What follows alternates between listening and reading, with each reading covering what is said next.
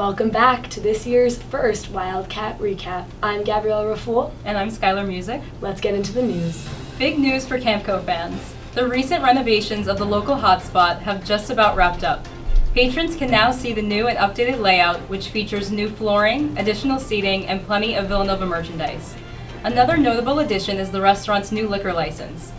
When talking to staff, it was noted that while alcohol will be for sale, there will be no drinking within the restaurant. CampCo expects to implement its newly acquired licensing in a month or so.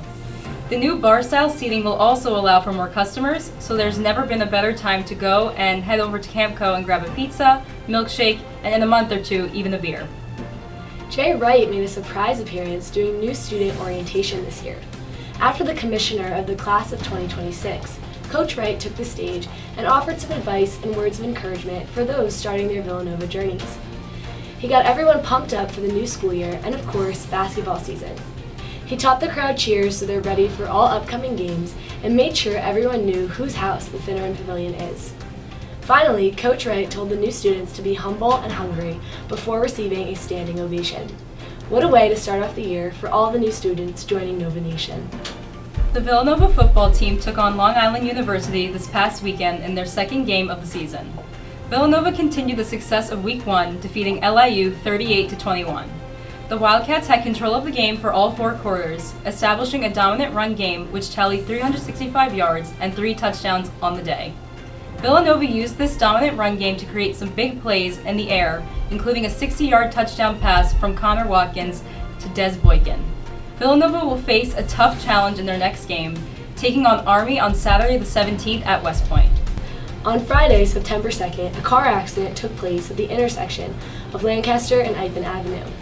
The impact of the collision made one of the vehicles involved go onto the sidewalk and struck 2 Villanova students that were standing by. One of the students had been sent to the hospital, but there were no serious injuries reported. Now we have a more long-term issue to report. During October of last year, it was reported that an unknown person broke in to an unused student room in Good Counsel Hall during the break. Then, in May of this year, a man was arrested for loitering outside of Coghlan Hall and was discovered to be the same man who broke into Good Counsel in October. An investigation revealed that he had been taking pictures of female students in their dorms on South Campus through the windows. This man was identified as Eugene Hammond, and all students should have received an email last week containing information that can be used to identify him.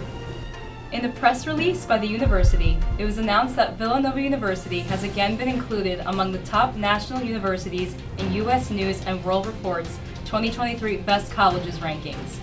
Villanova came in at number 51, and the school said that being among the nation's best colleges and universities is another indication of the university's continued prominence and forward momentum, and that undergraduate applications have increased by more than 15% over the past 5 years. It is clear that now more than ever, it's a great day to be a Wildcat. This has been your Wildcat Recap. I'm Skylar Musick. I'm Gabriella Raful. And we'll see you next time.